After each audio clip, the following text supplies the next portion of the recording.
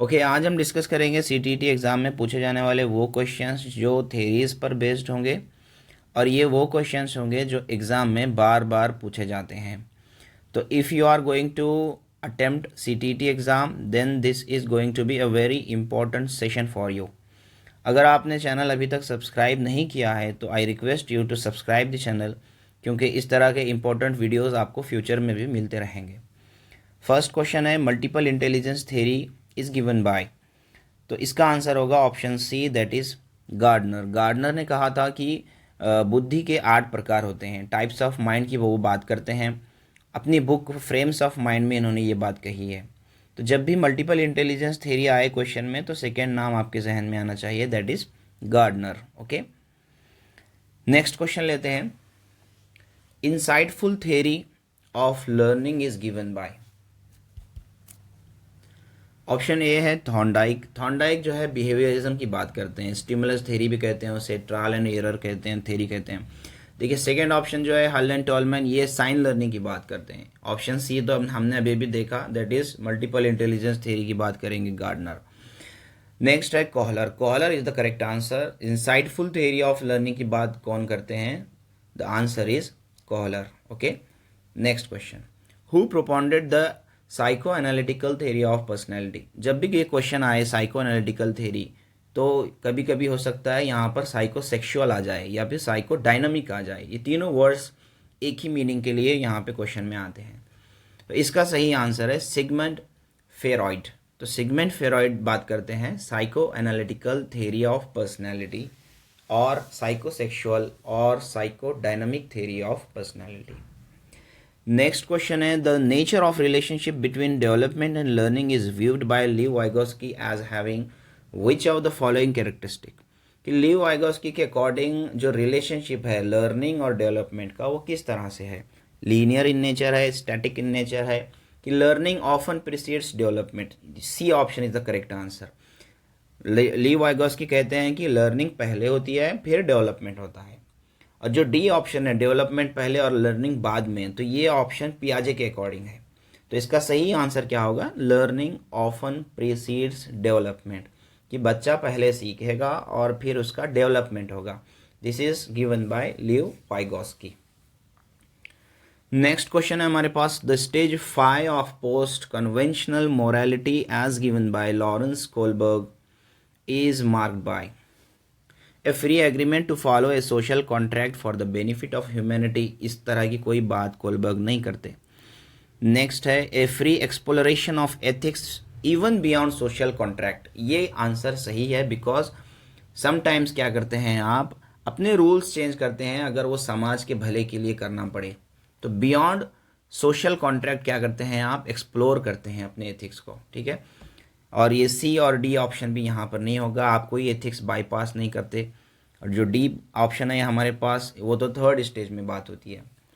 Next question देखिए, 4 distinct stages of children's intellectual development are identified bye.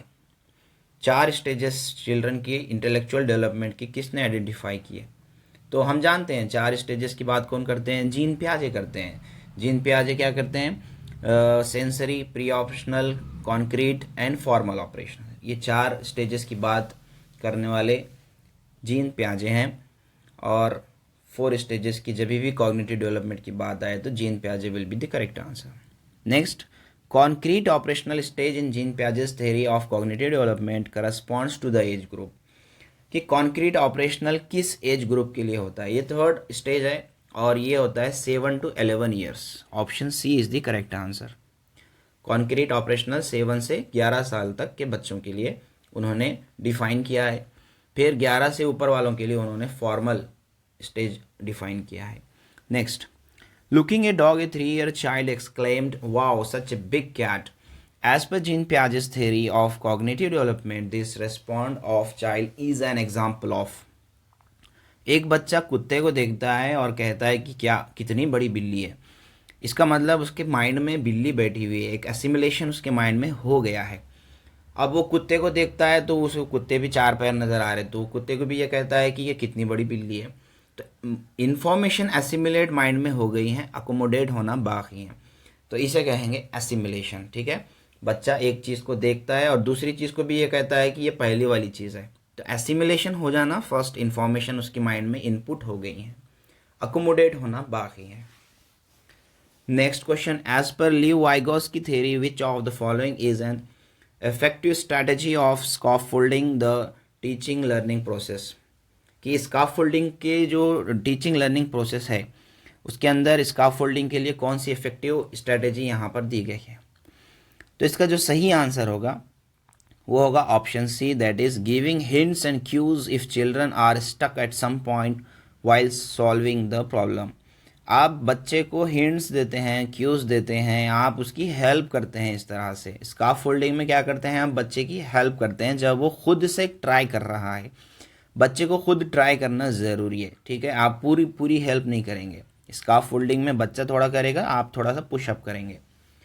Next, Lev Vygotsky's idea about language and thought suggest that, कि ये जो Lev Vygotsky का idea है language और thought के ऊपर, वो क्या कहता है। तो लीव वाइगॉस्की के अकॉर्डिंग भाषा जो होती है, लैंग्वेज जो होती है, वो गाइड करती है कॉग्निटिव डेवलपमेंट को। आप ऐसा तो नहीं कहेंगे कि देर इज़ नो रिलेशन या फिर इंडिपेंडेंट होंगे दोनों एक दूसरे के साथ, बट लीव वाइगॉस्की क्या कहते हैं, language always guides cognitive development. जो भी जब बच्चा लैंग्वेज सीखता है तो उसका कॉग्निटिव डेवलपमेंट भी होता है, ठीक है, उसका इंटेलेक्चुअल लेवल भी बढ़ता है। Next, Lev Vygotsky theory mainly focuses on explaining the impact of heredity and on development, not correct. The role of cultural tools in cognitive development, this is correct answer. The bioecological model की बात नहीं करते हो, और the impact of attribution pattern on motivation, ये भी नहीं। तो सेकेंड ऑप्शन जो है कल्चर की जहाँ पे बात आएगी वहाँ पे वाइगॉस्की होंगे। The role of cultural tools in cognitive development, cognitive development के अंदर, हमारे बच्चे के इंटेलेक्चुअल डेवलपमेंट के अंदर कल्चर का क्या रोल है, ये बात, सोसाइटी का क्या रोल है, ये बात वाइगॉस्की करते हैं। Leo Vygotsky referred to the difference between what a child can do on his own and what can be accomplished with some assistance as। तो ये जो बात करते हैं, असिस्टेंस बच्चे को दिया जाएगा, बच्चा खुद से कुछ करता है, उसे कुछ असिस्ट किया जाएगा तो वो पूरा कर लेगा। तो ये वाइगोस्की का इस कॉन्सेप्ट को क्या कहते हैं, that is called zone of proximal development. तो ये वाइगोस्की की थ्योरी में है कि बच्चा कुछ करता है खुद से और आप कुछ इधर से उसको सपोर्ट करते हैं, हेल्प करते हैं, तो ये पूरा जोन क्या कहलाता है, प्रॉक्सिमल डेवलपमेंट कहलाता है। नेक्स्ट क्वेश्चन है, which one of the following statements can not be attributed to Piaget's theory. Children construct and use knowledge about their own, learning takes place through constant practice, ऐसी कोई बात वो नहीं करते। Children act on their environment, नहीं, ये भी बात नहीं करते। Development occurs in qualitative stages. तो देखिए ये बात डी ऑप्शन जो है पियाजे करते हैं कि जो डेवलपमेंट होता है ना, डिफरेंट स्टेजेस में टेक्स प्लेस होता है, 0 to 2 एंड देन 2 से फिर 7, 7 से 11 और फिर अबाउट दी 11, वो बात करते हैं इस तरह से। नेक्स्ट क्वेश्चन लेते हैं, choose one of the following which is the contribution of Kohlberg's theory. ये थोड़ा सा आपको क्वेश्चन अच्छे से पढ़कर समझना होगा, ठीक है। The theory has elaborated testing procedures, wrong answer. It establishes the clear relationship between moral reasoning and action, इसे आप पेंडिंग में रख सकते हैं इस ऑप्शन को।